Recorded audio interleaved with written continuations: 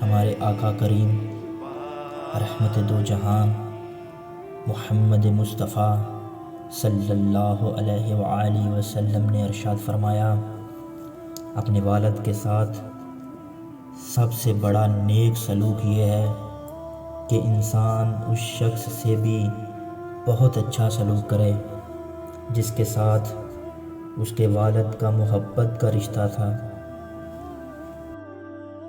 سیدنا عبداللہ بن مسعود رضی اللہ عنہ سے روایت ہے کہ میں نے نبی کریم صلی اللہ علیہ وآلہ وسلم سے سوال کیا، اے اللہ کے رسول، کون سا عمل اللہ کے نزدیک سب سے زیادہ محبوب ہے؟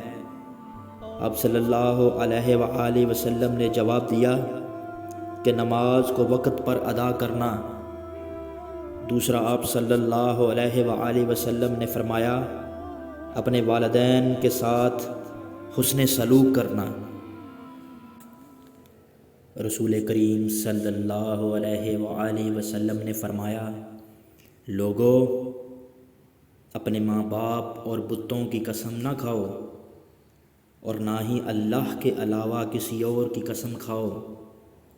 اگر قسم کھانے کی ضرورت پڑ جائے تو صرف اللہ کی سچی قسم کھاؤ۔ حضرت امام حسین علیہ السلام فرماتے ہیں، لوگو، زندگی کا کوئی اعتبار نہیں، جس قدر ممکن ہو دوسروں کے کام آؤ۔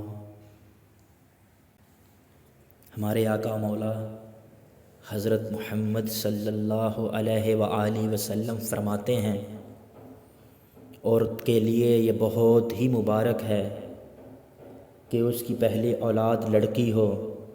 جس شخص کی بیٹیاں ہوں اس کو برا مت سمجھو، اس لیے کہ میں بیٹیوں کا باپ ہوں۔ جب کوئی لڑکی پیدا ہوتی ہے تو اللہ فرماتا ہے، اے لڑکی، تو زمین پر اتر، میں تیرے باپ کی مدد کروں گا۔ جب اللہ خوش ہوتا ہے تو زمین پر بیٹی پیدا کرتا ہے۔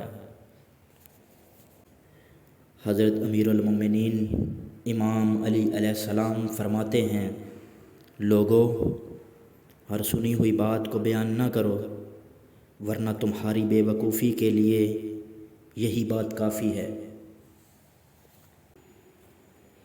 حضرت امیر المومنین آیت اللہ حجت اللہ امام علی علیہ السلام کی وصیت ہے۔ ابن ملجم کی ضربت کے بعد امام علی علیہ السلام نے لوگوں کو فرمایا، اے لوگو، خدا کے لیے نماز کا خاص خیال رکھنا، کیونکہ یہ تمہارے دین کا ستون ہے۔ حضرت امیر المومنین امام علی علیہ السلام کا فرمان ہے، لوگو، آگاہ رہو کہ اللہ نے قرآن کریم میں مجھے کچھ ناموں سے مخصوص کیا ہے، مثلاً آیت اللہ، حجت اللہ۔ ان ناموں پر قبضہ کرنے کی کوشش نہ کرنا، ورنہ دین میں گمراہ ہو جاؤ گے۔ نبی کریم صلی اللہ علیہ وآلہ وسلم کا پردے کے بارے میں سخت فرمان ہے۔ حضرت ام سلمہ رضی اللہ عنہا فرماتی ہیں کہ میں نبی کریم صلی اللہ علیہ وآلہ وسلم کے پاس تھی اور آپ صلی اللہ علیہ وآلہ وسلم کے پاس حضرت مومنین رضی اللہ عنہا بھی بیٹھی ہوئی تھیں۔